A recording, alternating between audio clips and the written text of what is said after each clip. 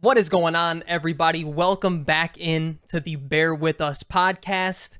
I am Frank, joined again as Nas, and I don't think we could be any lower in comparison to how high we were on this team last week. There's not much to break down from this game because it just was.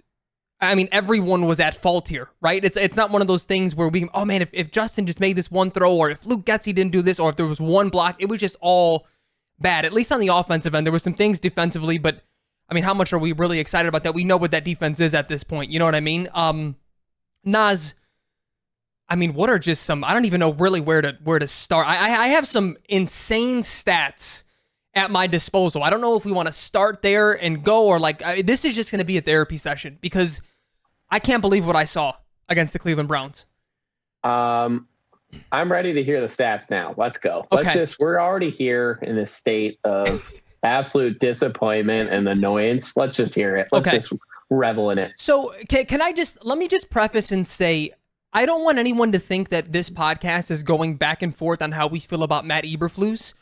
We were higher on him in terms of being a defensive coordinator. We liked what we saw there, and realistically, we knew if things went on, he was going to be back on. And I still feel that way, unfortunately. I don't know if he's going to be fired, even though I want him to be.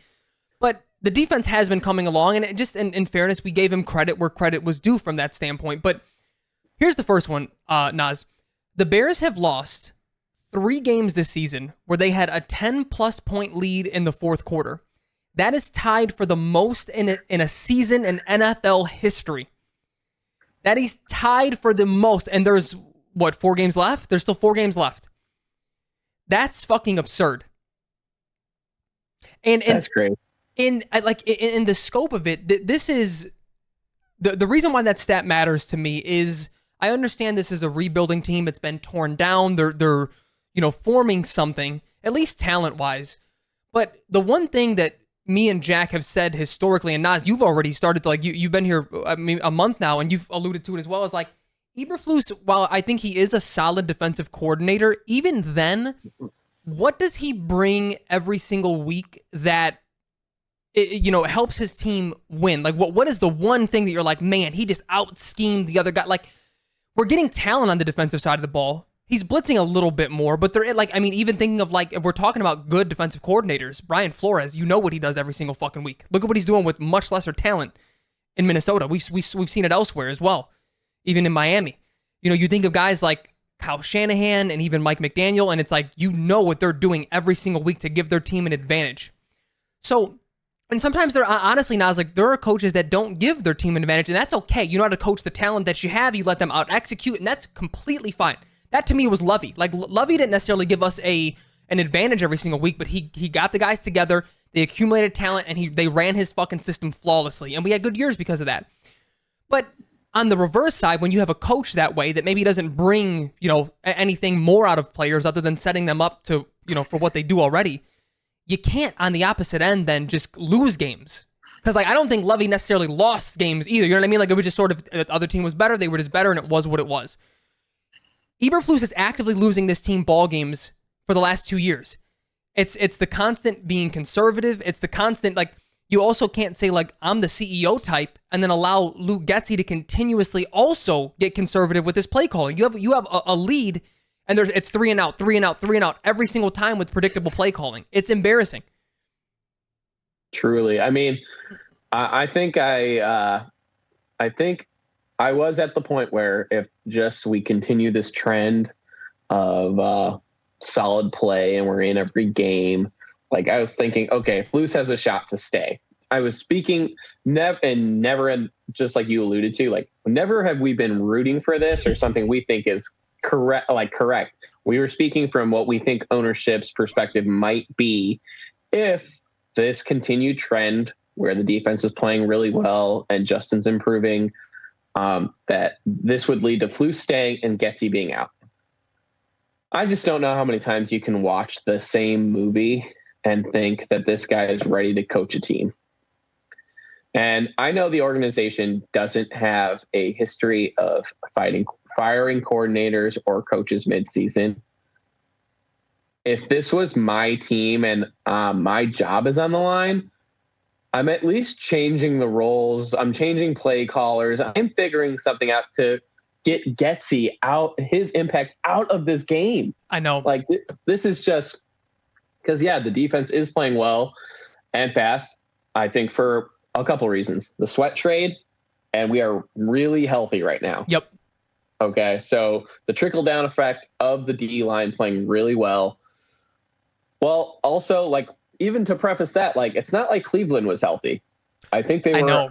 I think everybody across the line was a backup or third string. I think they had one starter one starter. So that's not a great look. And fucking Joe Flacco, their fourth quarterback, you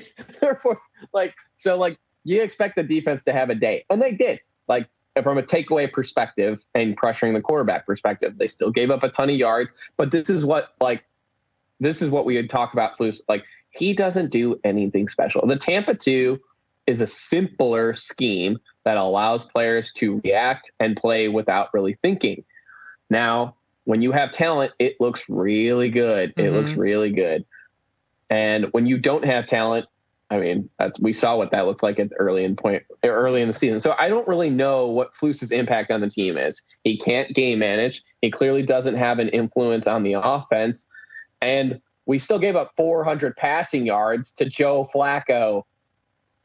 Go ahead. Yeah, no, and it's one of those things where we even paint it like why we didn't even like the best case scenario of Flus staying either for another year or long term, because it goes without saying that we want Getsy gone regardless, like even if Eberflus stays. But let's just say it turns into a thing where, okay, Flus isn't necessarily a CEO, right? Like, he is the defensive coordinator guy, and you give the offense to the next guy, a Brian Dable type.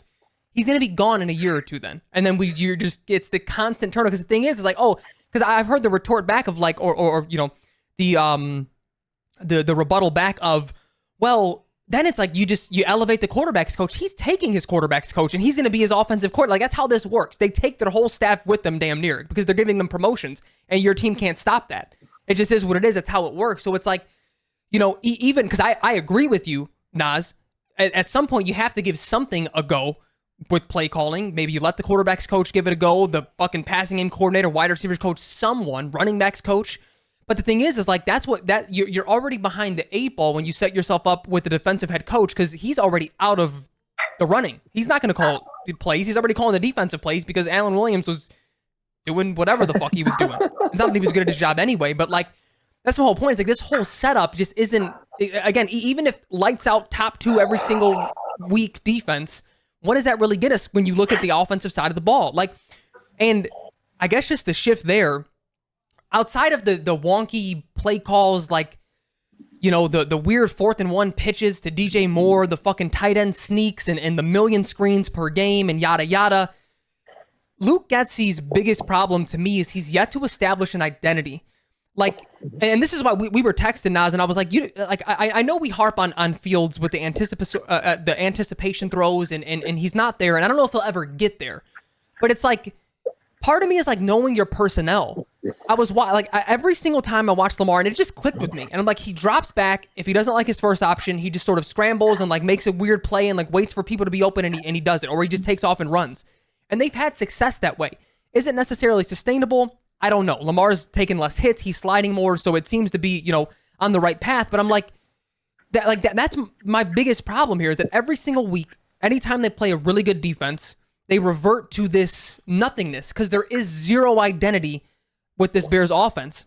And it's a gripe that I had even earlier in the year, whereas like the Bears are up multiple scores against the Broncos. They're up multiple scores against who's the other team that we almost fucking blew the very next week that the Bears almost blew it to.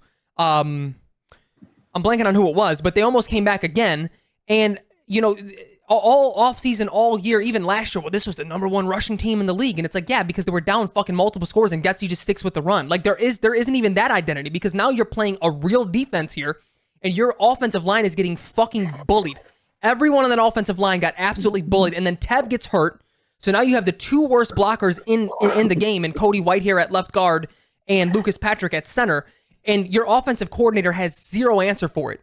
And that's like my overarching problem here. When me and you and Jack and anyone else It's not to say we want to keep Fields, but this is exactly what we mean when we say he's been failed overall. Because like, what do you do in like who looks good? Who looks good in this system when there's zero identity? They can't rely on the run. You're seeing on the you brought up Joe Flacco and his passing yards. Nas, they were doing more misdirection and rollouts with him than Fields. Like, and he has no mobility at all. Like, what are we doing here, man? It was atrocious. Honestly, this was like the game where this is the worst I've ever felt for Justin. I think like I truly was just like, you know what? Let's get him out of here for his sake. Like, I just like, I'm rooting so hard for this dude. He's playing his fucking dick off. He is getting better. Like, I saw him make a couple throws this game. I was like, oh, you know what? It's been kind of a while since I've seen him make that throw or like have the confidence. And like the way like he threw that back shoulder to DJ up the left sideline, like I was just like, okay, I know. Let's like, how do we bring this into the fold a little bit more? Like that throw to Tanyan on the run in like Justin's wearing a glove, not accustomed to doing it. Throws a fucking dime to Tanyan. And I'm just like, he's making plays. He really is. I mean, the touchdown, granted, it was the 8th play from the touchdown play on the left side where he's in Myles Garrett's grasp, escapes and does the scramble drill, like throws a dime. It was fucking awesome. Like, and I'm just like, God, like, can you imagine like what it would look like if we had a QB who couldn't like have that escapability? Like, it would look like absolute shit. We would get rocked. And I just felt bad for him. It's just like, get this guy out of here. Like, let him go where there's some infrastructure and let him just like ball out. Like, I do like, that's like the crazy thing about this whole thing. Like, I know I'm like the Justin, like fucking hope killer every week. And I bring in all the stats. And like, you look at the stats this week, they still don't look good. But like the eye test is telling me, as it is telling most people, this guy is an elite athlete on the field and can do things that no one else can. And it's really about honing it and getting him into those plays that he can make. But you got to help him out on the other end. Like when he's making these plays, like this is like when you're on a fast break in basketball and the big man's running down the lane, like feed the motherfucker. Like he's not like, it's not easy for them to get up and down the court. Like when you're a guard, like feed that dude. And it's just like, let Justin eat a little bit. Like why the fuck are we throwing it to our 3rd string tight end? Like, well, I mean, DJ's the only receiver worth talking about. Like Darnell did another bullshit move where Justin's throwing this ball up the left side and Mooney puts up one hand for it. And it's like, how bad are you misjudging this ball to thinking like, you're just going to like barely tip this ball? Like, why even put one hand up if you think this is not catchable? Like it was one of those fucking bullshit efforts. I'm just like, one, that's catchable, or you can at least try to make a play on it. Guy doesn't want. I think Mooney knows he's going and he's trying not to get hurt. I think you're right. What I'm starting to think is his mindset. Like it was as clear as day on one of those throws. It was just like, why the fuck wouldn't you lay out for that? Why aren't you like? Why are you slowing down? I don't get you. I've been off his train literally since mid last year. Like, I again, maybe you're right, and it's just like awful calculations on his part. He's not judging where balls are going.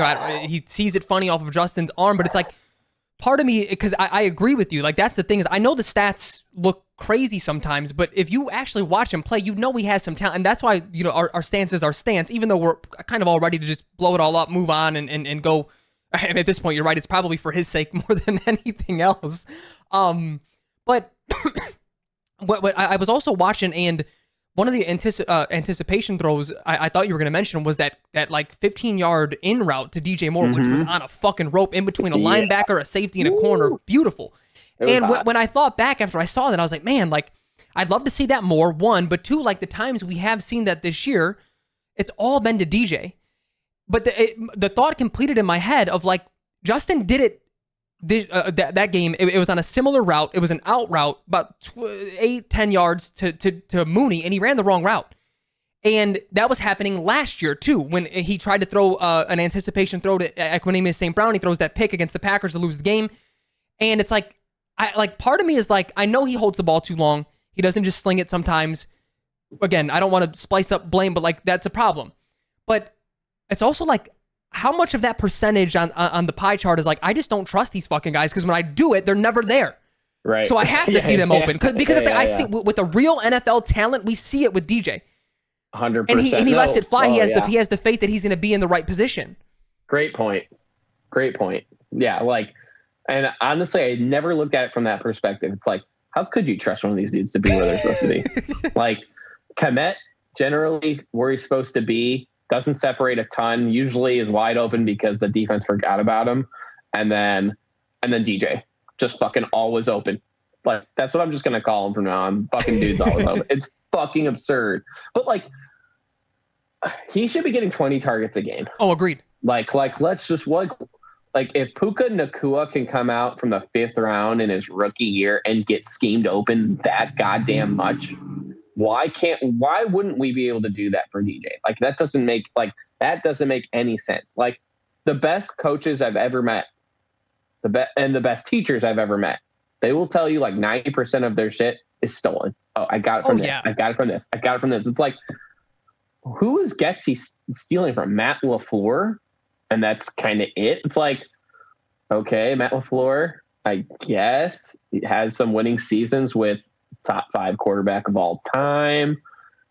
Before that, not really much to sniff at. Since then, not really much to look like.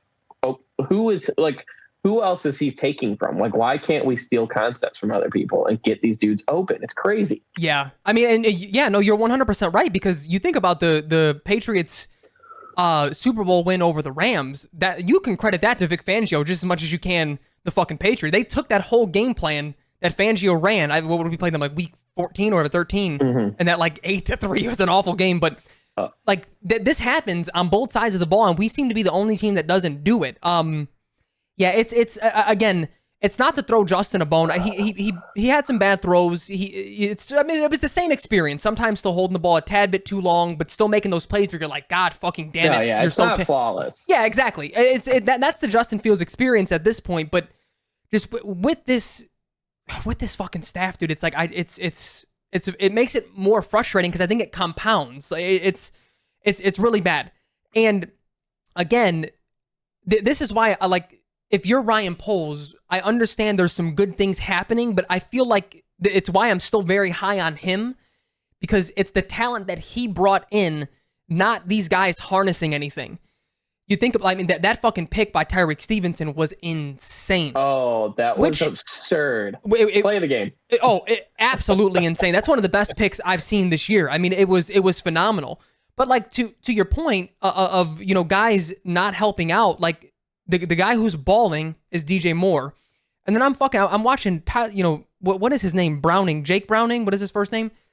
And I'm seeing him just like throw a fucking pass to T Higgins, and T just does some of the most magical shit. And it's still like, okay, on the stat books, it's like, oh, touchdown. Great. Oh, great for Browning. That was an awful ball. Like, he just threw it up. Yeah. T just fucking does it, contorts. He just fucking did That's what I mean. Shit. Like, we're not, Justin in this offense as a whole isn't getting any help at all from the play calling and then the execution side. Because then Darnell Mooney, the play of the game was that corner who tackles Justin. I want to know your thoughts as well. I don't know if you've seen much of it, but first of all, phenomenal play by that fucking cornerback. That was incredible. But Darnell just completely whiffs on a block, and you don't even have to do much there. You literally just have to be in the way. Like, you don't have to, it's not a big hit. So that's another knock on Mooney. But then I saw some things of, Justin, like, he has to throw that. And it was very weird because when I watched it, I was like, damn, was Moore open? And it was like, Moore was open when Fields is on the ground. That corner, or I don't know if he's a corner or a safety on that same side, he plays that fucking perfect. Like, he's staying back with Moore until he realizes that Justin's committing to the run.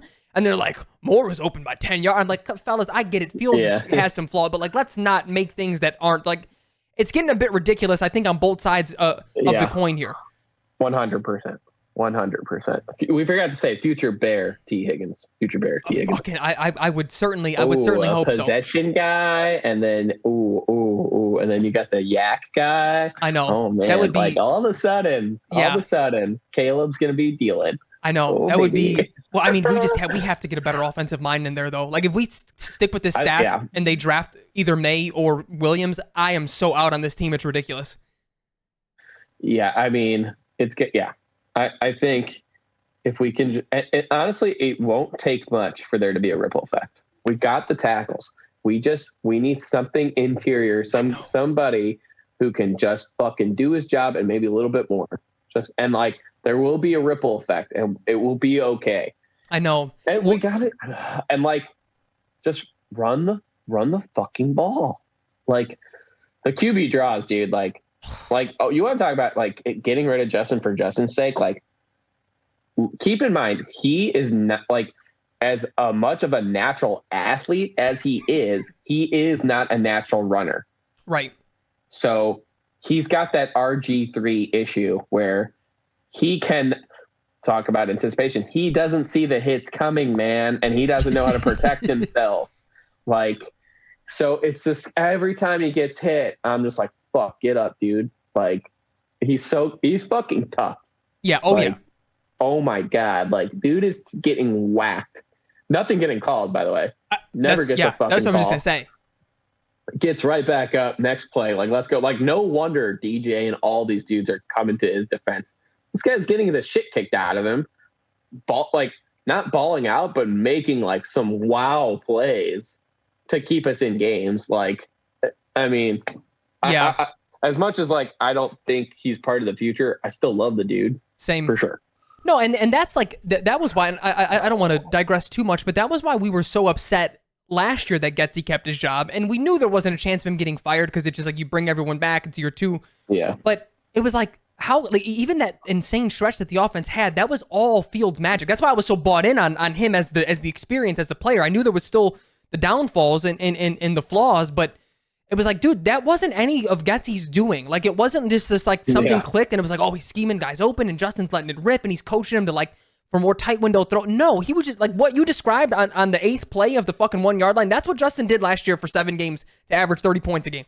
And they were, like, 60-yard runs sprinkled in for touchdowns. Like, it was all him. And it was like, how do you not see that? And I don't want to knock Poles too much, because, again, I know... You know, you want to see things through at least to some degree, but there are such red flags to me that you just don't stick with it and get, like, Eberflus wasn't last year for me. He's there now. Getsy was my, like, mid-year. I was like, this is worse than Nagy. Like, this is bad. Yeah. Yeah. No, like, none 100%. Of it. Yeah, none of it made sense. I mean, Poles is just, like, thinking upside down science. Like, I got nothing against Poles. Yeah. Last few, like, He's got a few moves now in his bag that are indisputable, like all-time moves. One of those moves literally might set up the franchise for the next 15 years. I know. So it's like, I mean, I ain't gonna say shit about that guy. Like, that guy knows what he's doing for right now. Like, agreed. So that's kind of where I'm at. Flus, I think this game was the game. I think this is the game you make the decision. Like, what a fucking buzzkill. Absolute buzzkill. Yeah, I think 4th string quarterback, backup D line, and they didn't have every defensive starter either. No. So it's like, I don't really know what to say. Like, yeah. It's the I have another stat. It's only going to add so much, but it's a similar stat, but there's another wrinkle to it that I think is more embarrassing for Eberflus. That this, to me, should be the reason he's gone. No head coach in NFL history has ever lost multiple games in a single year despite owning a 10-plus point lead and at least a +2 turnover margin heading into the 4th quarter. Bears head coach Matt Eberflus just became that guy. It was a tweet from Eric Derwater. I don't know if I'm pronouncing that right, but I wanted to give him credit. That's insane. I mean, again, you think about, like, any positivity that you have on defense with the turnovers. You're still losing these games. You're actively losing these games for it. It's not happenstance. So I hope you're right. I hope it's that had to have been the game. I mean, how many times have we heard the never done before line already? I know it's like, kind of crazy. Fucking absurd. And they're not good ones either. It's not like, oh, it's the first time a quarterback has ran for 300 yards in a game. Like, it's they're all bad. It's like, God, teams are 1 in 171 when this happens. or no, it's like 171 and one, and the Bears are the Bears one. are that one. Exactly. Yeah, It's fucking, it's absurd. The one thing I did want to talk about, two things before I have a couple other things to, other stats that are kind of mind blowing. You touched on the Fields not getting calls. I have a conspiracy that I want to run past you. It was brought up on Reddit. I wish I screenshotted it to give this person the credit, but George McCaskey, say what you will about the guy, he was the only guy to ever to vote to not go to an 18-week 17 game. No. What is it? 18 game schedule? we're at 17 right now. 17 game schedule, 18-week season. He was also the only guy to vote against more international games. Obviously went through with it because the majority rules, or they paid him. I don't know what the fuck they do to go through. I don't know if it has to be unanimous or what. Is that a little, am I on to something? Maybe that's why we're not getting some of these calls. I mean, there's been some egregious shit that's happened. Think of like the cat, what is his name? Cassius? Like, they're getting like the Bears are kind of like blackballed from like these calls because their owner, like the owners of nincompoop and like voted against like obvious money making shit. Maybe. But to me, I know it's an obvious moneymaker, but he was quoted as saying like he's worried about player safety, which to me is a legitimate reason to vote no to something, even if it does make sense financially. Maybe. Okay. Maybe there might be something there. There could be a number. I mean, maybe this has been going on longer than that. I was just like, you know what? The Bears pull a good number on TV no matter what. Let's just keep them bad, you know? Yeah, maybe. Like, I mean, you could talk me into a lot of conspiracies when it comes to the calls we get. Well, so then what's more likely? That sort of scenario in which the NFL is upset at George McCaskey for voting no, and they want to teach him a lesson, or the referees are racist. Because I feel like there's no other explanation as to why Field isn't getting some of these calls. That Hail Mary at the end of the game was like 3 steps after. The defender took 3 extra steps to hit him. That was fucking absurd. Yeah, I think it's kind of well documented that black quarterbacks get that call way less. Yeah. I think part of it is also scrambling quarterbacks get that call way less. I think it's probably a combination of the two. Yeah. But because without a doubt, like these are some egregious fucking hits on Justin. Yeah. And just like, and they're standing right over it, and you're like, all right, like throw it out, and just nothing happens. And it's like, all right, back to the huddle. And like the Bears are publicly talking about it, publicly calling the refs out. They're not getting fined about it, and they're still not getting the call. Like, it's kind of weird that like either you get fined for criticizing the referees, or the referees start making calls, and neither has happened. It's fucking maybe you're onto something. It's fucking weird, dude. That's what I'm saying, man. Well, and the thing, like, what's crazy too is like, did you see that play that like Amon-Ra St. Brown like got fined for? Like 3 weeks back for like hands to the face, and like he barely touched this dude. I didn't see that particular one, but I've seen some egregious fines this year. Yeah, there was one dude who got fined like his game check pretty much for like the most standard football play ever, and then Justin's getting whacked, and nothing's happened. Literally nothing's happening. There's not even a fine for the guy who made the tackle or the hit like retroactively. So it's not like, oh, we should have called this. We're going to fine this guy for this hit because this is like the second time he's done that, or he did that game. Nothing's being said about any of this except by the Bears to the media midweek. It's fucking weird. It's very weird. And the thing is like, I'm not saying I agree with it, but I understand the standpoint of saying like the scrambling quarterback, he has the ball tucked. He's a runner now, so you have to have a little more leeway. Okay, so I'll even concede it.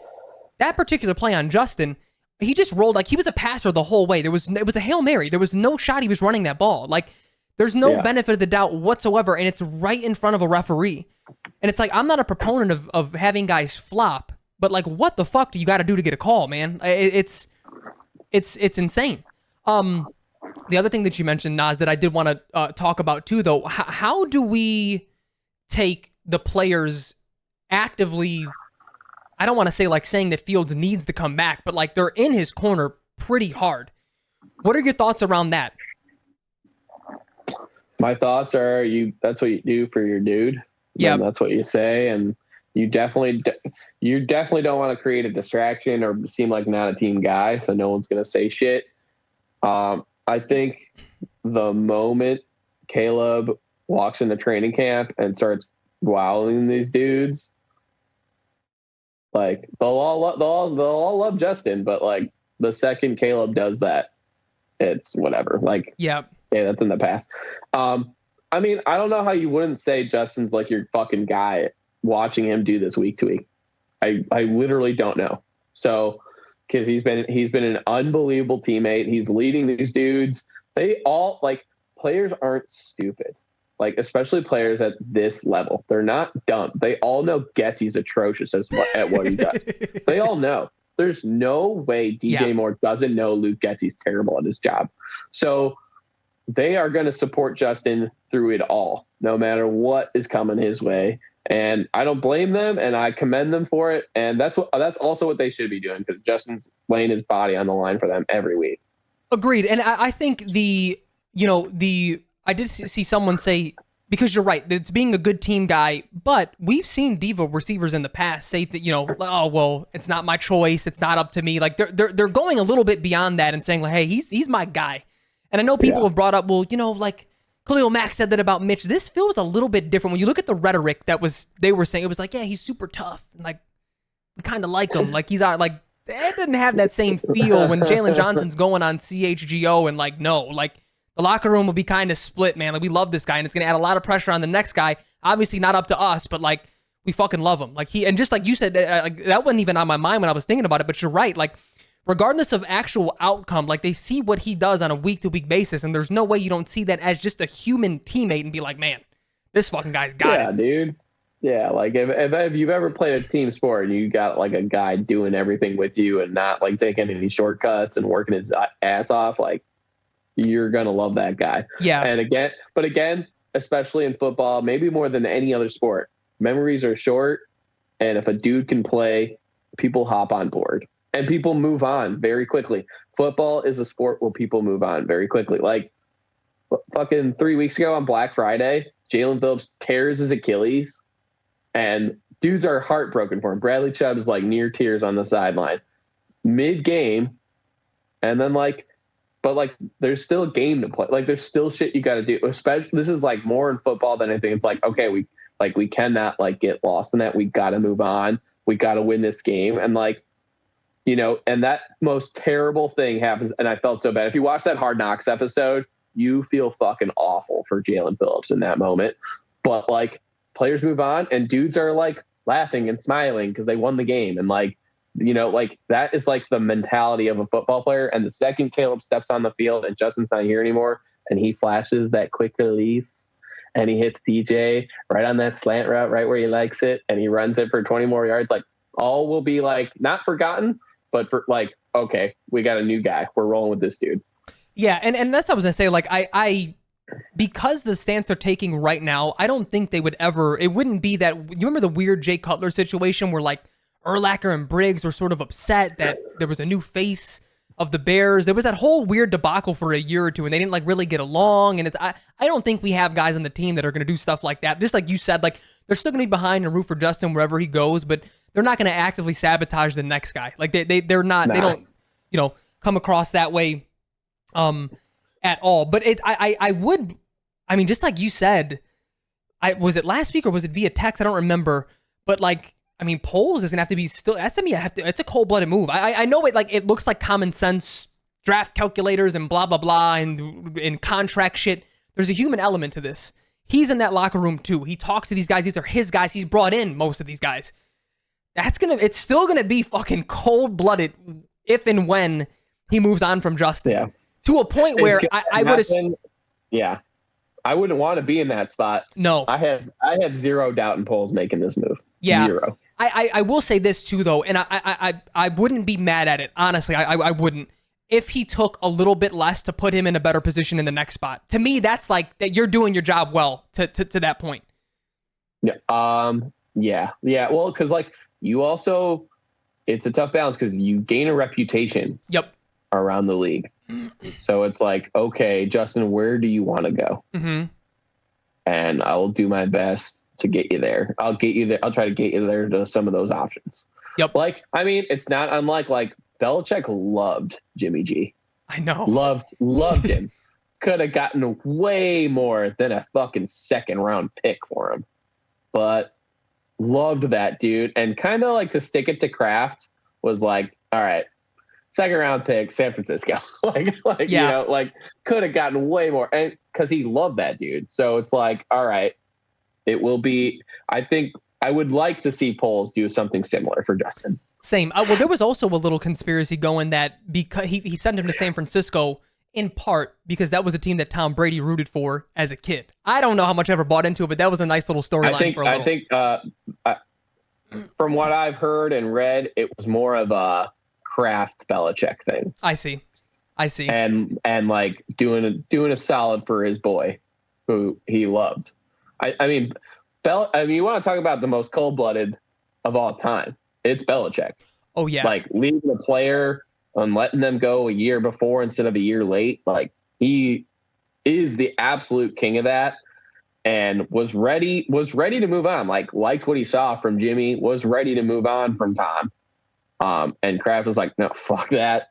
Like, he's still got juice left in the tank. We are going to ride this out. He's also like, all right, if I got to trade him, I'll trade him. And, like, he's the GM. Second round pick. Yeah.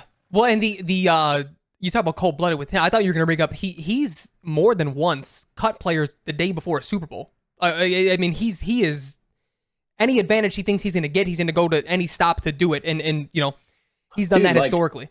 And he'll do that with like guys he just thinks aren't with the program. Like I was just listening to a podcast about Jonas Gray like the other day, like 200 yards, 3 touchdowns, doesn't play the next week, and then like cut like just off the team. Yeah. And didn't he like oversleep before a practice? Some shit like that. And just like that guy, like he doesn't give a fuck.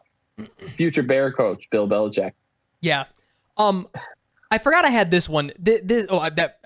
Jesus. It slipped right past me. The Bears. This is from Bill Zimmerman.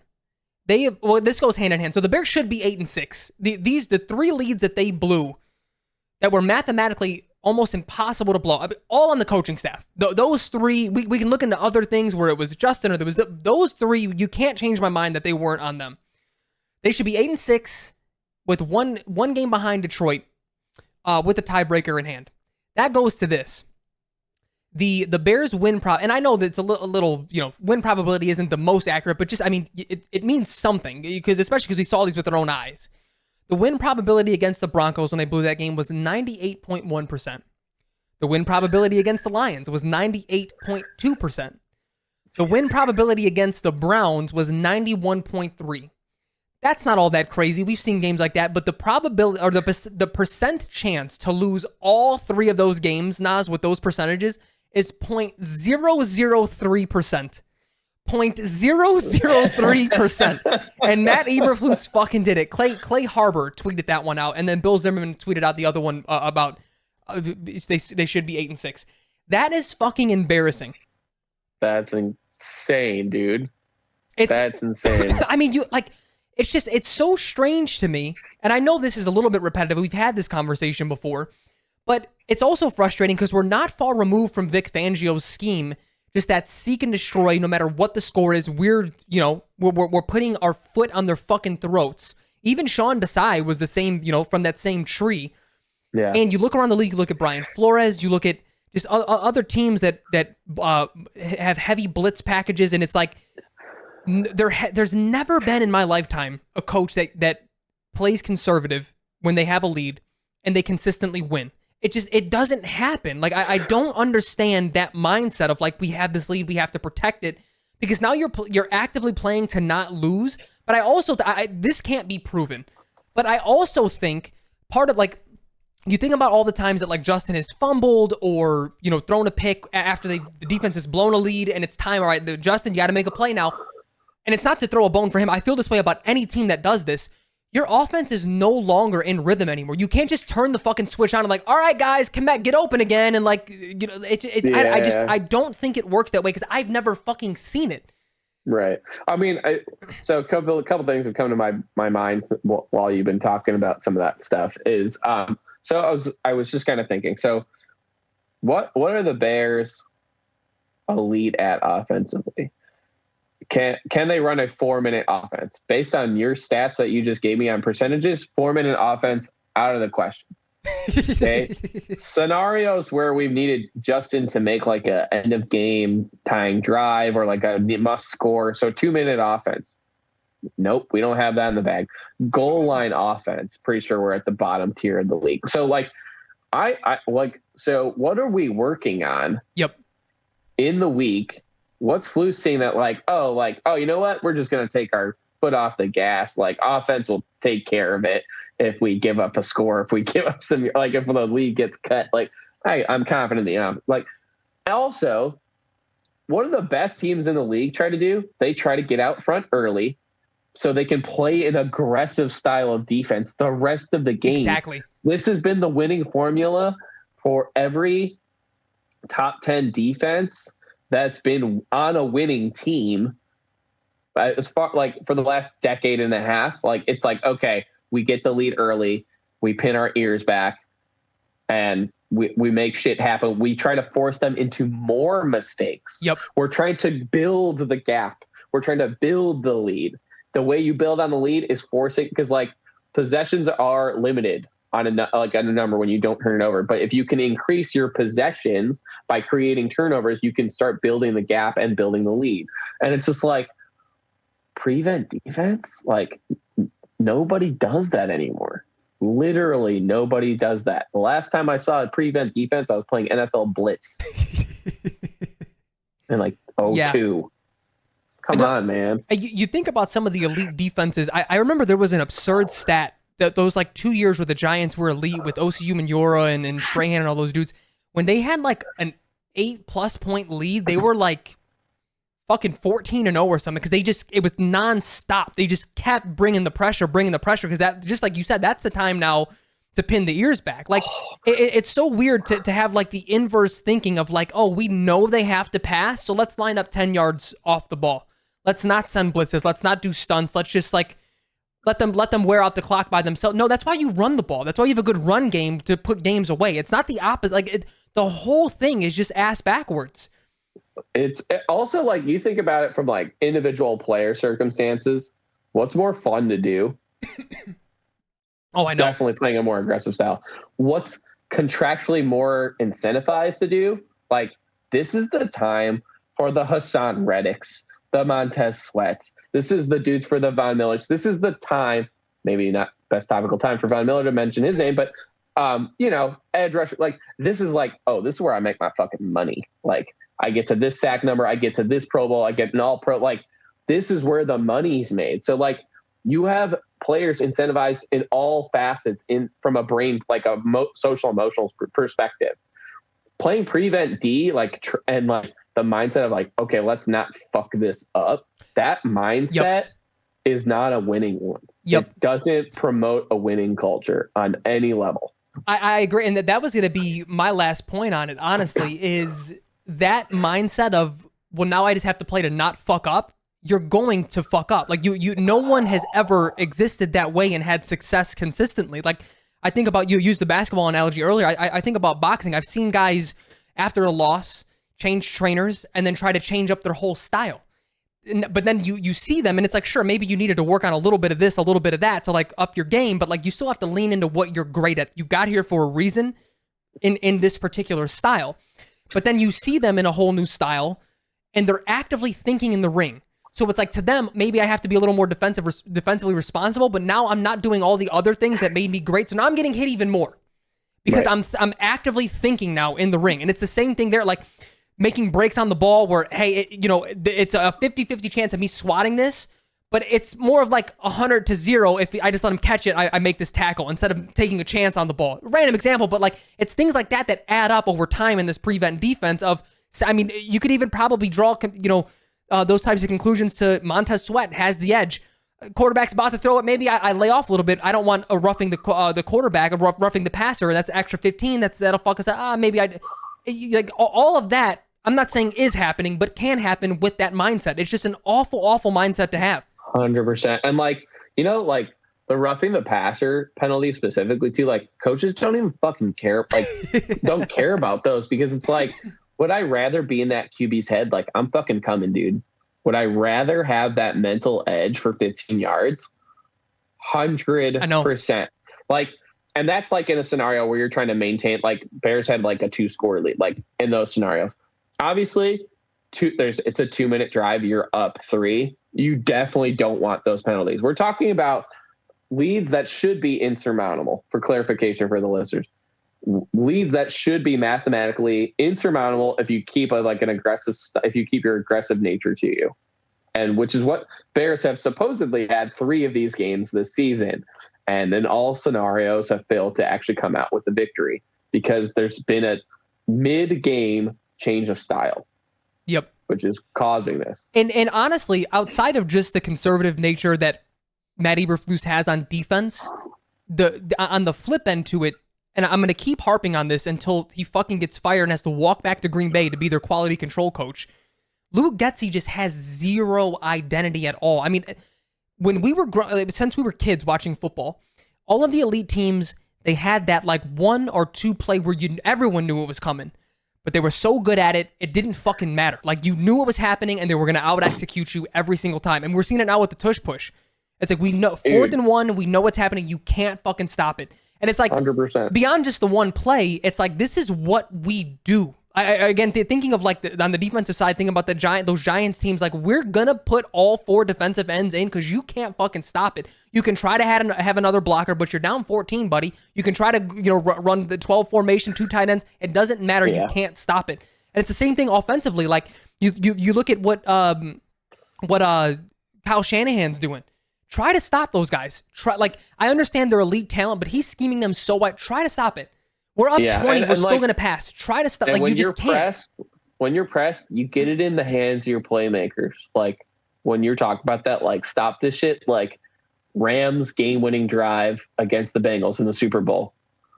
How many catches did Cooper Kupp have in going into that drive? I think he had 3 or 4. I know because I bet on him to have 8+.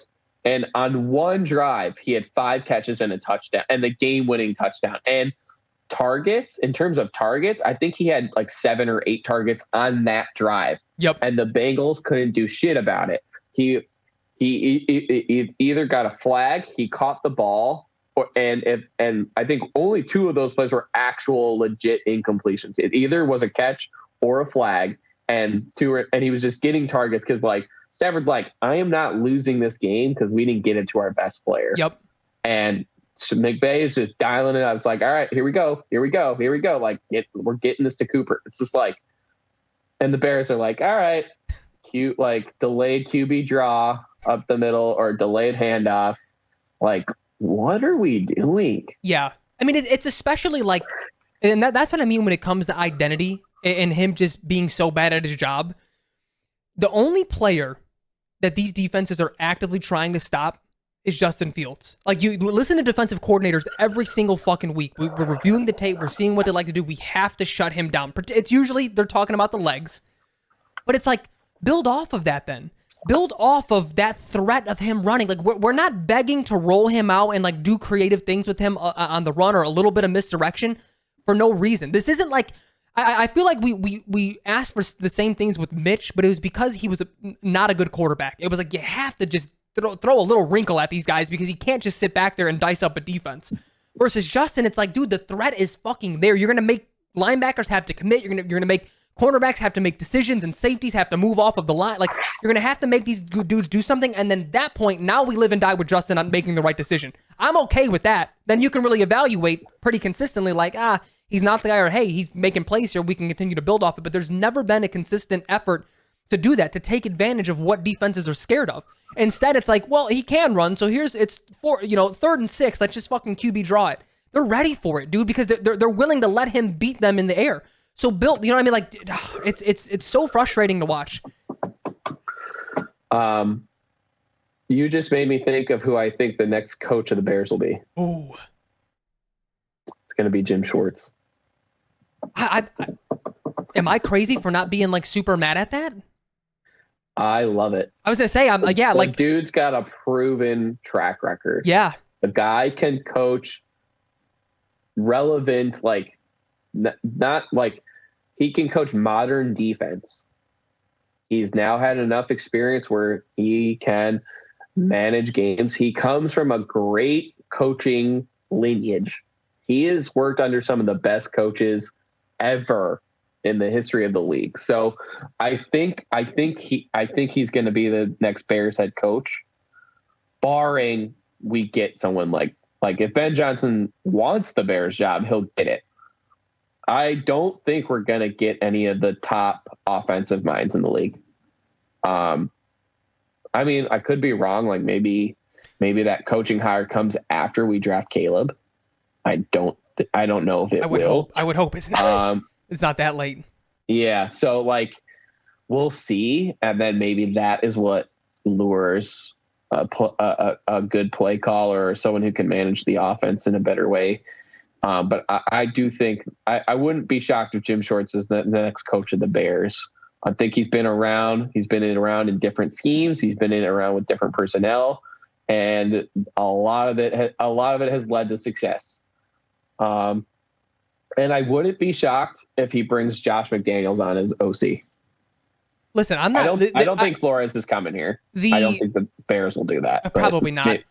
The only way I would want a defensive head coach to be here is if you get an offensive coordinator who everyone knows is just an offensive coordinator, which that is Josh McDaniels. Like, know, they did the head coach thing. He's an awesome coordinator. He's not a good head coach. Like, that to me would make the most sense. I mean, that was like Vic Fangio for a very long time. Like, he was a defensive coordinator for 90 years before he finally got a head coaching job, because everyone's like, we don't think you're there, but you're a great defensive coordinator. So I would be very pleased with that. At this point though, I just want them. I want the staff gone. Like, I'm not. It's like I'm here to hype. Think of or speculate or think of situations. I'm all for that, but like the first step is just like get these guys the fuck out of Chicago, because it's that bad to me. It's done. I would hope so. Naz, have you? This is really the last thing for me. Have you ever worked in sales before? Not really, no. Okay, so you're not going to have this. That's probably a good thing because it's awful. But the reason why I asked is because I wanted you to sell me. I'm a casual fan, and I'm like, this team isn't. We're really out of the playoffs now. There isn't like. Why do Bears fans watch the rest of the season? What is there to watch for? Oh, man. Your quarterback's probably gone. Your coaches are probably gone. We know what the defense is, so like if you like that, if you like, I mean, that's a tough sell for me. I would say there's two reasons I'm going to watch the Bears. I love JF1. I genuinely love that dude, and like I want the best for him. So I'm just going to want to watch him succeed. The Bears defense they're not bad to watch. They're fun to watch. Yep. They make plays. They create turnovers. Like, it's going to provide entertainment. And the second reason, probably the most important reason, is I'm going to gamble on the games. And it's like, if the Bears get out to an early lead, you better hedge that motherfucker. Oh, yeah. And look at the live odds of the other team. It probably will still be like minus 220 that the other team's going to win, even if we're up 10 at this rate.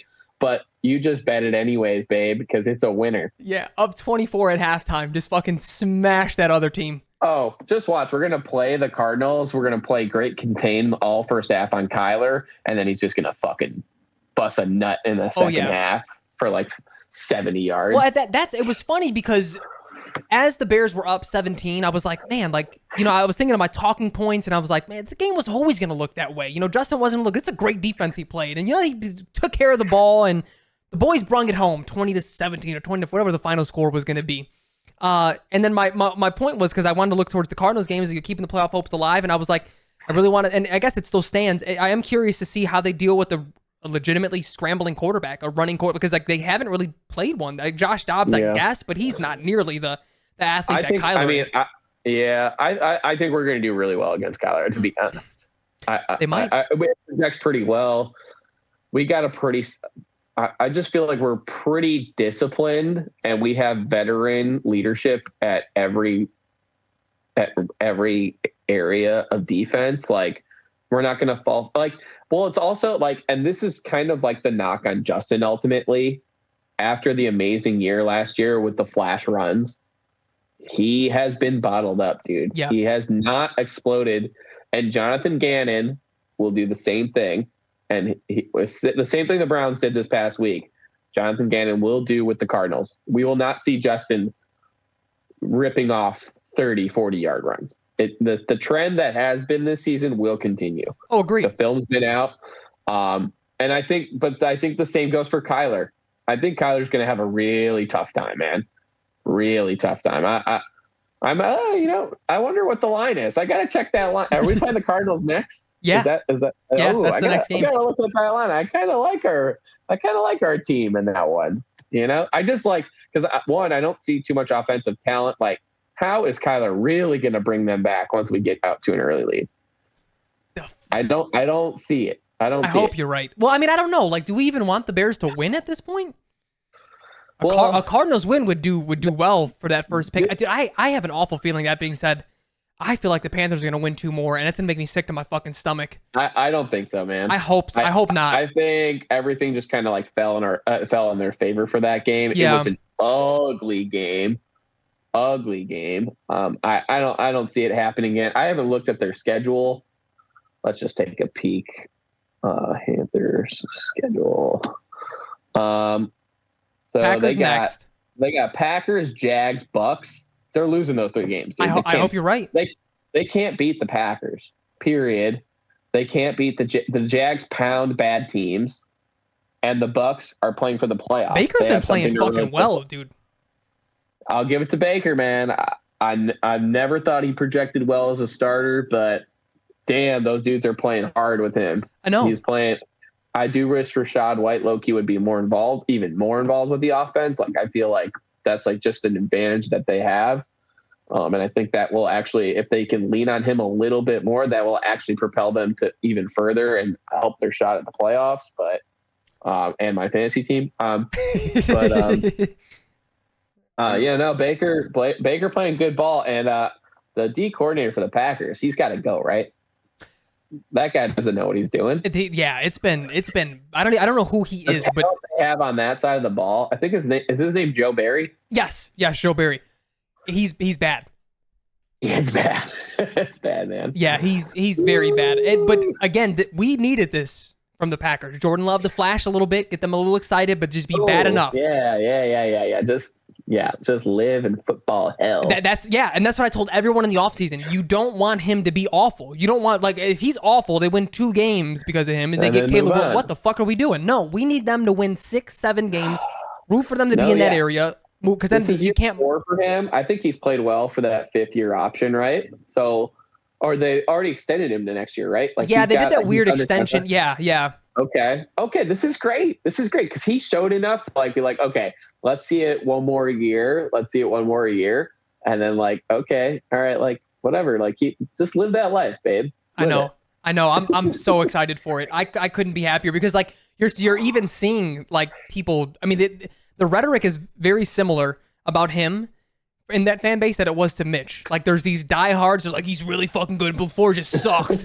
It's not nothing is his fault ever. And it's yes, please propel that. Yeah. What do you think of LaFleur? I still kind of like him, to be honest. I don't know if he does anything special. I think he's above average, but I'm also you're seeing some of these young guys start to get involved, like Jalen Reed, Christian Watson. I know he's been hurt on and off, but they look spry on offense. That doesn't say he's not. He didn't give me young Kyle Shanahan vibes, but it's he didn't give me Matt Nagy either. He's a competent coach. He doesn't give me alpha vibes. He just what I would really if we could just get one fucking alpha coach, we would fucking own that team.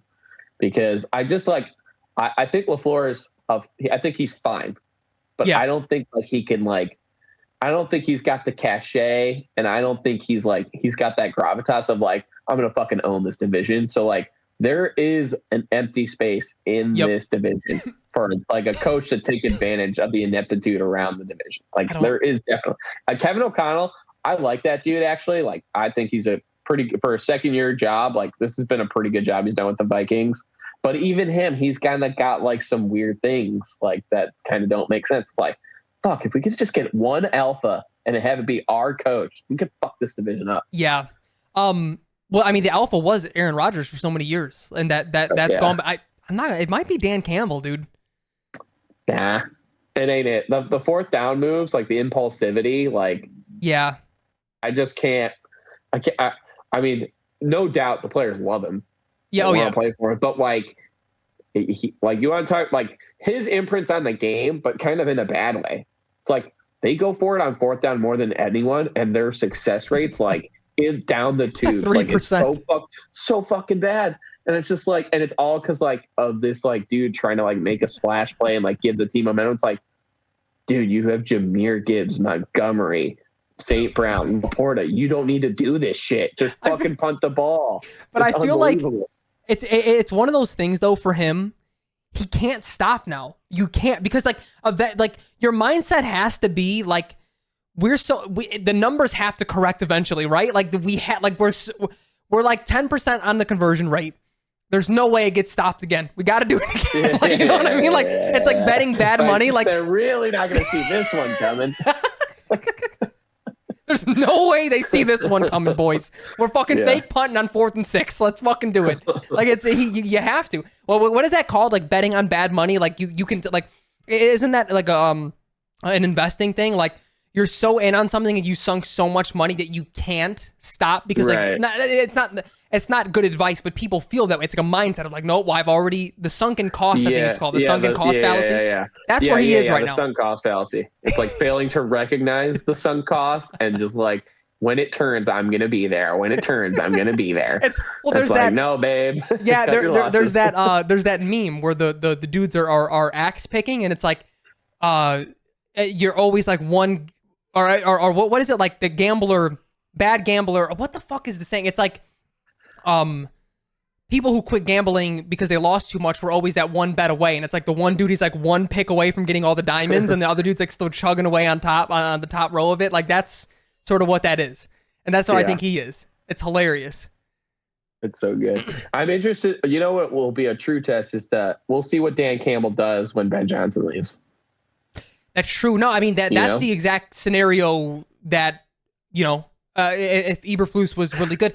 But I am curious though. I mean because he was a tight end, right? Like he and all of his his assistant coaching experience was on the offensive end. So I would almost wonder if he would want to take over play calling.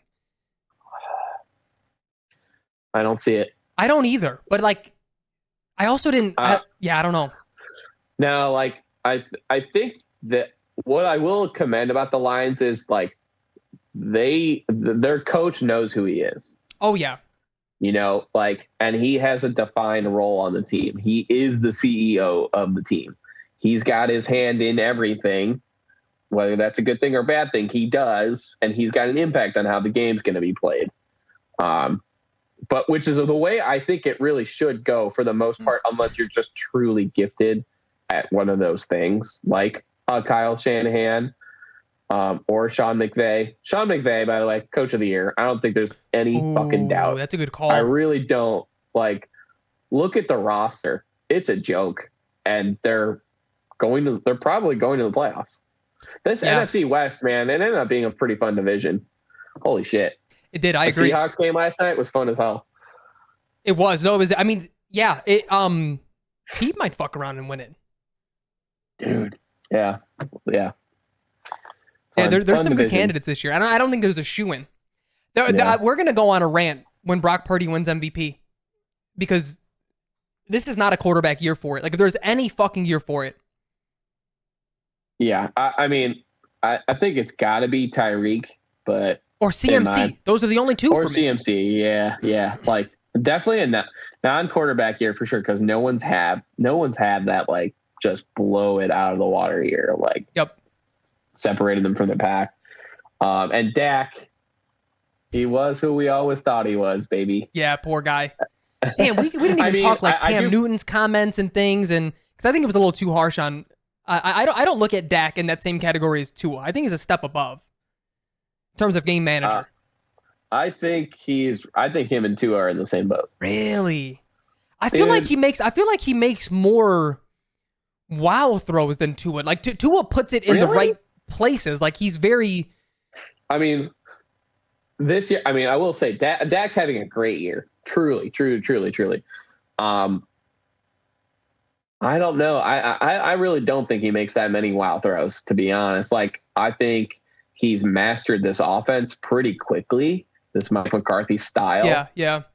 which has been impressive. But I got to say, I haven't been impressed with Dak's arm talent or throws since that, like, shoulder shit happened. Like, it has never really looked like it's had the same zip on it. Yeah. Like, that year where he broke his leg in, like, the third game of the year, like, that was like, oh shit, like this is a fucking juggernaut of a player. And pretty much since then, I've never really felt the same way. Yeah. To be honest. And like the inability to win big games is still, I mean, it's still something he's got to prove and do. I think maybe that's what I'm really truly holding against him more than anything. That's fair. Like, there's certain games he just should have had no business. He should have had no business losing, and then he played like dick. So yeah, it's just for me, it's like Tua on the short and intermediate stuff, on the money, anticipatory, probably the best anticipation thrower in the league. If we're being completely honest, he's phenomenal with it. Like he knows where the like spot's going to be. It before these dudes are out of that's rank. that's what I'm saying. But yeah, it's nuts. But if he's not in that system, I don't know if he's even a starter. Like, because it's hard for me to shake what happened when Brian Flores was there. I mean, he was literally being benched in the fourth. Like they were treating it like it was baseball, and it's like, all right, Fitzy, you're the closer, baby, get in here. I mean, Mike knows what. Like, it's a great example of knowing exactly what you have. Oh yeah, like seeing like Mike design this offense around this specific skill set is fucking impressive as shit. I agree. Truly. I totally agree. So much for a short pod there, Frankie. Oh, I know. We went off the rails and just started talking about. I mean, that's how miserable the fucking Bears are. What are we even talking about right now? We're just like on to other teams. The fucking Dolphin with Us podcast here. All right, Nas, do you have any closing thoughts? I want, if it wasn't so long, I wanted to get into the all black versus all white team. Some of these tweets have been fucking hysterical. But maybe that's a whole separate. I mean, the steam will be off it by then. But these have been very funny. They put up a picture of one of the Super Bowl teams with Brady and Gronk and Edelman and fucking Kevin Hogan and they're just like, this team, this 2017 Patriots team would have put up numbers in the segregation bowl. Like, it's just been funny shit like that. It's been so great. That's hilarious. But the funnier thing no one's brought up, I sent that to a group chat, Rashard Mendenhall's tweet. He tweeted that at 8 a.m. Central Time. I'm like, you just woke up. Like, what bothered you this much at 8 a.m. for you to just go on this rant? It's great. Everything about what's happening around that has been hilarious. The part of Skokie, Rashard Mendenhall. Yeah. Yeah, he went to Illinois, right? Too, didn't he? Yeah. He went to U of I. Yeah. He was on the Fighting Zookers, I think, when Ron Zook had the program. Oh, and I wouldn't. Vontae Davis. Was that was Juice Williams on that team? Or was Aurelius Ben? Yeah, I think that was a Juice Williams team, and Rashard was there. Well, Juice was there for like 8 years. Yeah, so certainly there's some overlap. Rashard was definitely there on one of those teams. Yeah, for sure. Yeah, where the talent, a little hotbed of talent. Illinois was there for a hot second. Yeah. Well, I mean, they just had didn't they have Devon Weatherspoon or one of these corners first round this year? Yeah. And then it looks like Chase Brown's going to be a thing for the Bengals. I know he looks good. These change of pace backs have been more impressive than the starters for this season. 100%. It's been strange. Yeah, it's so weird because it's like whenever I watch a game and I look at the personnel and I look who's in, I feel like the probability of it being a certain type of play increases so substantially. Like watching the Titans when Tajay Spears is in. I know. And then when Derrick Henry's in, it's just like, and they're working around it because Will Levis, he makes some crazy shit happen sometimes. But like, just on the face of it, it's like Derrick Henry's in the game. Okay. There's like an 80% chance they are running this ball. Like that predictability, like, and I don't think that's the only team that's an example of. That was just the first one that popped in my head. It just surprises me that the change of pace backs are having this impact. when you can narrow down what plays are going to be run when they're in, it's kind of nuts. Yeah, So, Najee Harris is another one as well. He's been outplayed. I mean, he was outplayed last year by Anthony McFarland. I mean, there's been a few running backs that have outplayed him for the last 2 years. Jalen Warren. Yeah, Warren is the other guy now. Yeah, fucking baller. Yeah. My goodness. All right, Naz. Let's get out of here because we'll be here for another hour just fucking babbling about other teams. That's my favorite, and that's what I was telling you offline. Like that's why the offseason's so fun. Is like we just like here are 2 topics and we just fucking go way off, and it's the greatest experience. I need to get there because I'm so miserable right now. It's ridiculous. All right, y'all. Thank you for watching. Thank you for listening. As always, we are everywhere that podcasts can be heard. And if there is an app out there that isn't, let us know. It's a click away to get it on there. Remember to like, share, and subscribe. And we will see you next week. Later, Naz. Later, everybody. Everybody love everybody!